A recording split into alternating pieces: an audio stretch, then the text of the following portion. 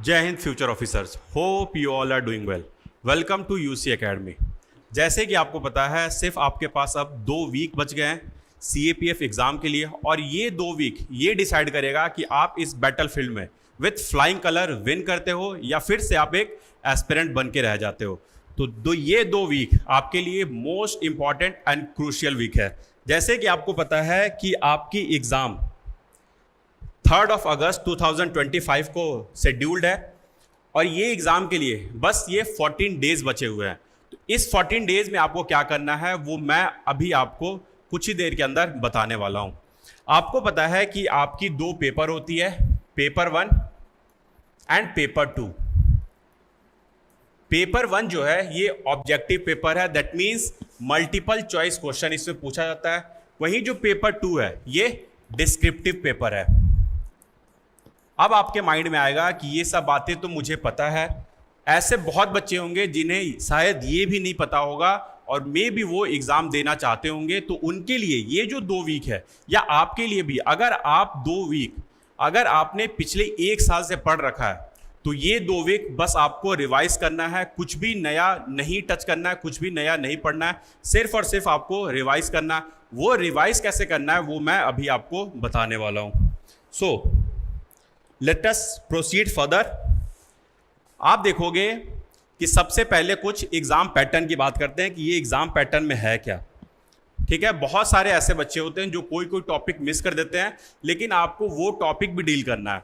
आप देखोगे अगर पेपर 1 की बात करोगे तो इसमें एटलीस्ट 25 क्वेश्चन आपके रीजनिंग एंड एप्टीट्यूड से आता है, दैट मीन्स मैथमेटिक्स आता है। ये 25 क्वेश्चन आपको कुछ नहीं करना है, बस पिछले 10 ईयर्स के पीवाईक्यू ले लो, 10 ईयर्स के, एटलीस्ट 10 ईयर्स के पीवाईक्यू ले लो, उसे आप डेली बेसिस पे इस 14 डेज में प्रैक्टिस कर लो। आपने सारी चीज़ें पढ़ रखी है, आपको डीमोटिवेट नहीं होना है, बस आप 10 ईयर्स की पीवाईक्यू ले लो और इसे प्रैक्टिस कर लो। ऑलमोस्ट ये आपके 250 क्वेश्चन होंगे। चीज़ों को समझने के लिए ये 250 क्वेश्चन आपके लिए मोर देन इनफ है। ये बात हो गई रीजनिंग एंड एप्टीट्यूड की। देन आप देख लो जनरल नॉलेज की बात करो, जिसमें आपसे जनरल साइंस पूछता है। एटलीस्ट 22 से 25 क्वेश्चन आपके जनरल साइंस से पूछते हैं। कुछ नहीं करना इसे, जो आपने पढ़ा है, जो यूसी एकेडमी ने आपको टेस्ट सीरीज प्रोवाइड किया है, अगर आप टेस्ट सीरीज में इनरोल्ड नहीं हो तो आप हमारी टीम से बात कर सकते हो। मैं लास्ट में कॉन्टैक्ट डिटेल दे दूंगा, आप हमारी टीम से बात कर लेना, वो आपको टेस्ट सीरीज प्रोवाइड कर देंगे। बहुत ही चीप रेट में है, वो बहुत ही आपके लिए हेल्पफुल भी होने वाला है। ये बात हो गई general science related. Then current affair, most important. अभी पढ़ना कैसे है, कैसे डिवाइड करना है अपने आवर को, वो मैं बताने वाला हूं। ये जो करेंट अफेयर है, इसमें बस लास्ट का 8 मंथ आप देख लो, लास्ट के 8 मंथ को आप देख लो, इसे फॉलो कर लो on a daily basis. Suppose आप एक दिन उठा लो, सपोज आप मंडे को ले लो, दैट मीन्स टुमारो आप मंडे को ले लो करेंट अफेयर अक्टूबर का। देन उसके नेक्स्ट डे ट्यूसडे को ले लो आप नवंबर का। ऐसे ही करते करते आप पूरे करेंट अफेयर को अगले 14 डेज में, पूरे करेंट अफेयर को एंड कर लो। आप पूरे 8 मंथ का आप रिवाइज भी कर लोगे। और लेकिन मोस्ट इंपॉर्टेंट थिंग, ये करेंट अफेयर अब आपको कुछ अलग फॉर्मेट में पढ़ना होगा, दैट मीन्स क्वेश्चन के सेट में पढ़ना होगा। आपको क्वेश्चन के रूप में प्रैक्टिस करना होगा इसे। बस एक रीडिंग नहीं चाहिए आपको करेंट अफेयर से रिलेटेड, आपको क्वेश्चन के तरीके से पढ़ना होगा। और ये मैं आपको कुछ ही दिन में, नेक्स्ट आई थिंक 2-3 दिन में ये चीजें मैं कराने वाला हूं। 100 most important current affair question. इसके अंदर मैं हर एक चीज को डील किया हूं लास्ट के 8 मंथ से रिलेटेड। जो भी डिफेंस से न्यूज है, जो भी आपके साइंस एंड टेक्नोलॉजी से रिलेटेड न्यूज है, जो भी इंटरनेशनल नेशनल अफेयर्स है, स्पोर्ट्स है, अवार्ड्स है, सारे कुछ को हम लोग इसमें डिटेल में देख लेंगे। नेक्स्ट 2 to 3 डेज में ये आपके यूट्यूब पे ये लेक्चर अवेलेबल हो जाएगा। देन इंडियन पॉलिटी की बात कर लें, कंफर्म 15 से लेकर 17 क्वेश्चन, इसे भी आप देख सकते हो। ये भी मैं इस पे रिलेटेड 50 क्वेश्चन आप बस कुछ ही देर में यूट्यूब पे आने वाली है, उसे आप देख सकते हो, या ये आ चुकी होगी, आप उसे देख लेना। ये मैंने बहुत इंपॉर्टेंट तरीके से मैंने पूरे कॉम्प्रिहेंसिवली इसे भी कवर कर दिया है। Then history, then geography and then economic structure. ये सारी बात हो गई आपकी पेपर 1 की। देन अब हम मूव करते हैं पेपर 2 की।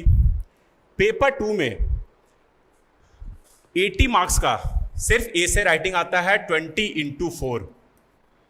देन इसके बाद आर्गुमेंट से रिलेटेड बातें होती हैं, कॉम्प्रिहेंसिव रीडिंग आता है, रिपोर्ट्स आता है, ये सारी आपकी 120 मार्क्स की होती है। लेकिन एक चीज आपको जरूर ध्यान रखना है, ये सारी बातें आपको पता होगी, जब तक आप पेपर 1 क्वालिफाई नहीं करोगे आप पेपर 2 में जंप नहीं कर सकते हो। इसलिए पेपर 1 आपके लिए मोस्ट क्रूशियल है। ऑल्दो पेपर 2 भी आपके रैंक को बढ़ा सकता है, लेकिन पेपर 1 भी उतना ही इंपॉर्टेंट है। तो आप दोनों पेपर को लाइकली नहीं लेना। दोनों पेपर 1 एंड पेपर 2 के टेस्ट सीरीज हमारे चैनल पे अवेलेबल है, हमारे पोर्टल पे अवेलेबल है, आप उसे विजिट कर लेना। मैं इसकी डिस्क्रिप्शन, टेस्ट सीरीज की डिस्क्रिप्शन में लिंक में जरूर डलवा दूंगा। तो ये सारी बात हो गई पेपर 1 एंड पेपर 2 की। अब हम लोग बात करते हैं कुछ सब्जेक्ट वाइज फोकस एरिया देखते हैं, नेक्स्ट के 2 वीक में आपको किसे फोकस करना है। देखो, सबसे पहले मैंने बताया था करंट अफेयर से रिलेटेड। ये करंट अफेयर सिर्फ और सिर्फ आपके पेपर 1 को नहीं, साथ ही साथ पेपर 2 को भी कवर करेगा। तो आप इसे बिल्कुल भी लाइकली नहीं लेना। Current affair most important aspect है आपके पेपर 1 एंड पेपर 2 का। रिवाइज कर लो आप लास्ट के 8 month current affair and practice in a question format. Question format की तरफ से प्रैक्टिस करना, ना कि बस पैसिव लर्निंग, क्योंकि पैसिव लर्निंग से आप चीजों को समझ नहीं पाओगे। लेकिन उसे ही आप अगर क्वेश्चन फॉर्मेट में करोगे तो आपके लिए ये करंट अफेयर बहुत ही इजी हो जाएगा और आपको एक अलग से एग्जाम में एज देखने को जरूर मिलेगा। देन बात कर लेते हैं आप इंडियन पॉलिटी की। इंडियन पॉलिटी के अंदर जो अभी आपको रिसेंट में जो मेजर एक्सपेक्ट देखना है, आप कुछ नहीं करो, इंपॉर्टेंट आर्टिकल्स देख लो। देन कॉन्स्टिट्यूशनल अमेंडमेंट देख लो, आप इससे क्वेश्चन पूछते हैं।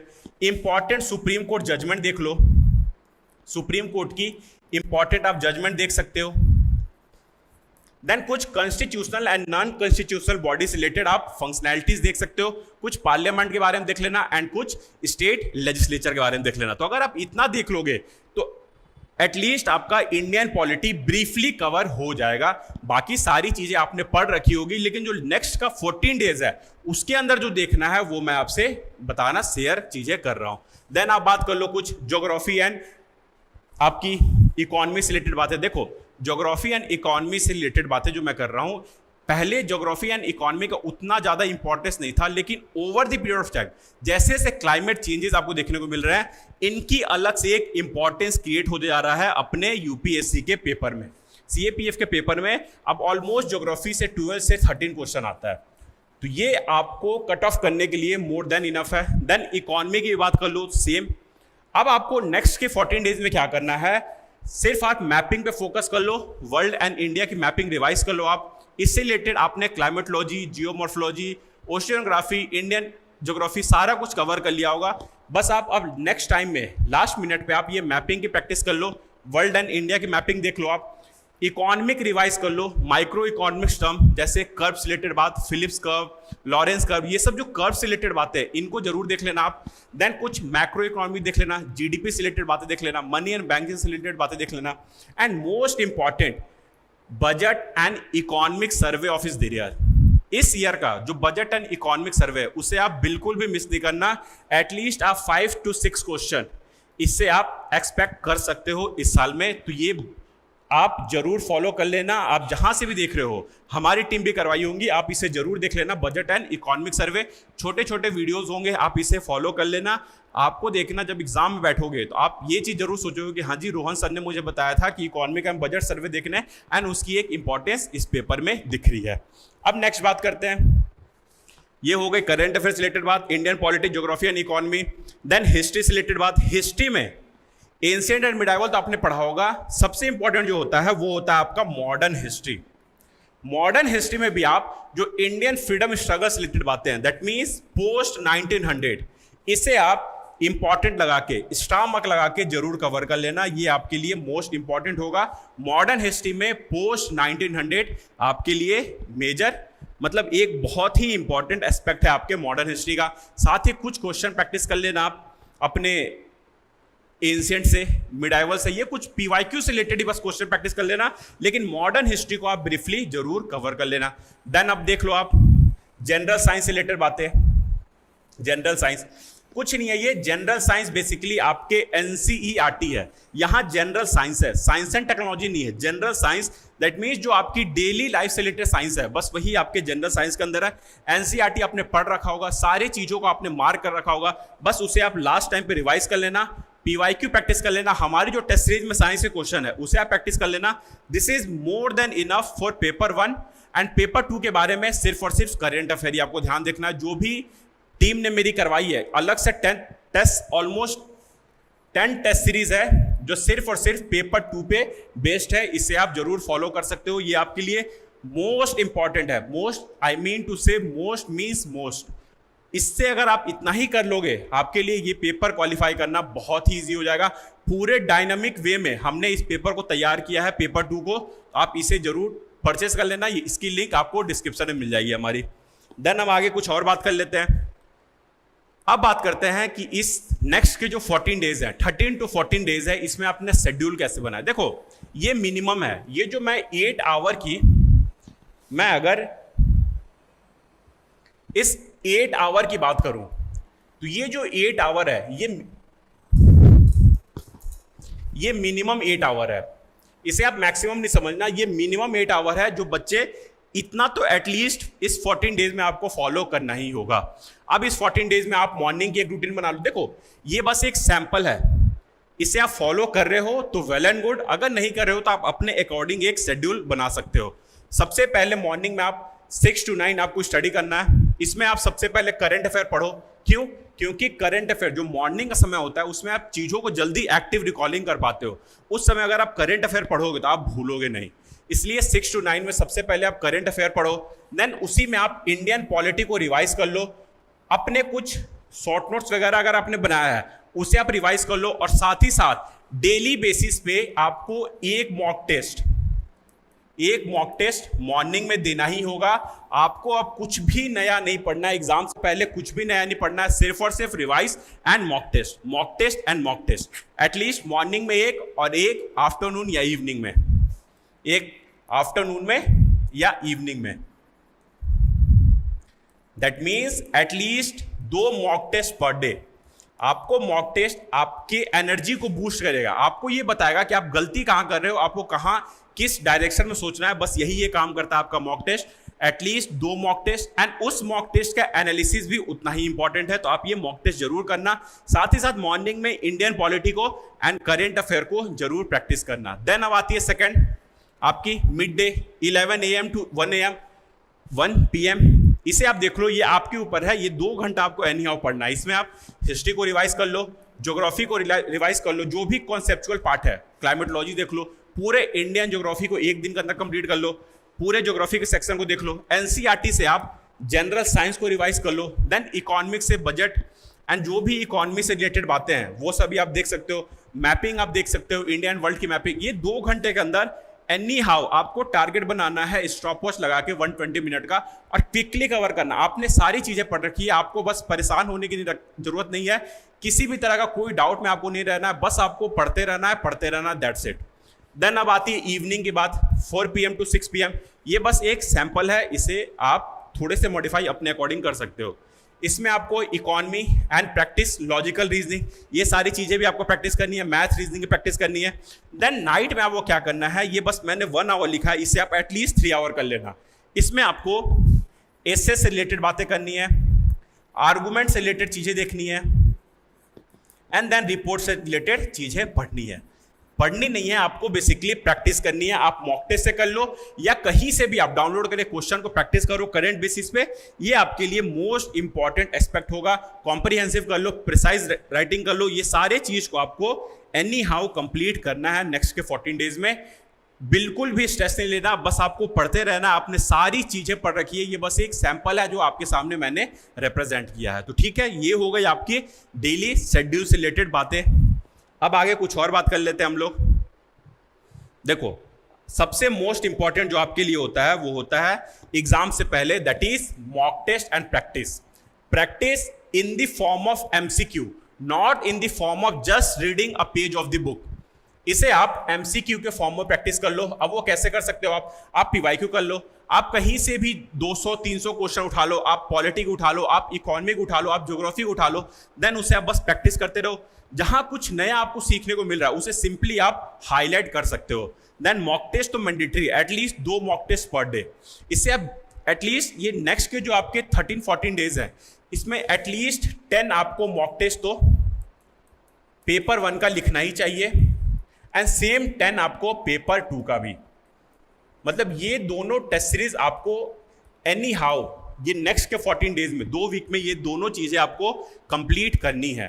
तो ये आपके लिए एक मतलब फोकस एरिया होना चाहिए, आप इसे भटक नहीं सकते हो। ये एनी हाउ आपको प्रैक्टिस करना है, फुल लेंथ टेस्ट लगाना है। अब ये कैसे लगाना है, आपको एग्जाम के माहौल में ही बैठना है। आप जिस भी रूम में बैठ रहे हो, अपने घर के जिस भी रूम में बैठ रहे हो, वहां पे एक एग्जाम का माहौल होना चाहिए। अगर आप 2 आवर बैठे हो तो आप इस 2 आवर में बिल्कुल भी ब्रेक नहीं लोगे, आप कहीं भी नहीं जाओगे। ये सिर्फ और सिर्फ आपके लिए 125 क्वेश्चन है, इसे बस आपको प्रैक्टिस करते रहना है। इससे बस आपको एक एग्जाम के माहौल में एग्जाम देना है, अपने घर के अंदर ही देना है, ठीक है।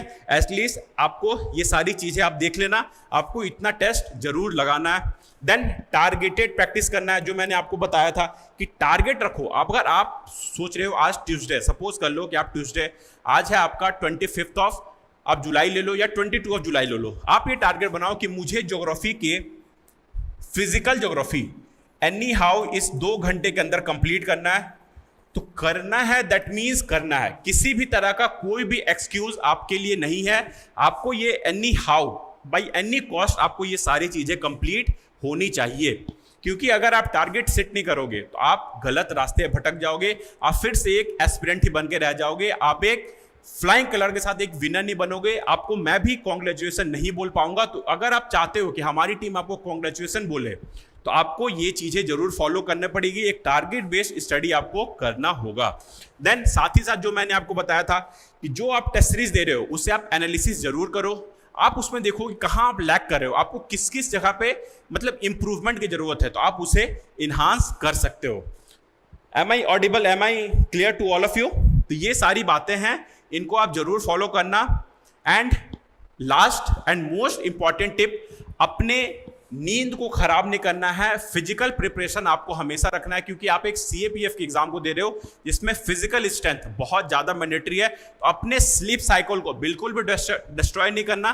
7 to 8 आवर की नैप, 7 to 8 आवर की स्लीप आपको मैंडेटरी है। इतना तो एटलीस्ट आपको एग्जाम से पहले लेना ही है, क्योंकि अगर आपकी स्लीप साइकिल बिगड़ गई तो आप एग्जाम में बेटर परफॉर्मेंस नहीं दे पाओगे, बच्चे आपसे आगे निकल जाएंगे। जो मैं नहीं चाहता हूं कि बच्चे आपसे आगे निकले, आप ही सबसे आगे हो। अपने स्लिप साइकिल को बिल्कुल भी डिस्ट्रॉय नहीं करना। 7 to 8 आवर की जो बेसिक स्लिप है वो आपको लेनी है। दोपहर में आप हाफ एन आवर और 1 आवर की नैप ले सकते हो, उसमें कोई दिक्कत नहीं है। वो आपको एनर्जी देगा ताकि आप नेक्स्ट जो स्टडी प्लान है उसके लिए आप प्रिपेयर हो सको। तो ये सब सारी चीजें हैं। और मोस्ट इंपॉर्टेंट, एग्जाम से एक दिन पहले, that means on 2 of August 2025, आपको ये लगेगा कि अब सारी चीजें आप भूल चुके हो।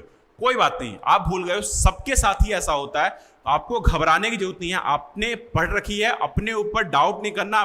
Be confident, this exam is basically for you. ये आप इजिली क्रैक कर लोगे। बस आपको कॉन्फिडेंस लूज नहीं करना, आपको मोटिवेट रहना है।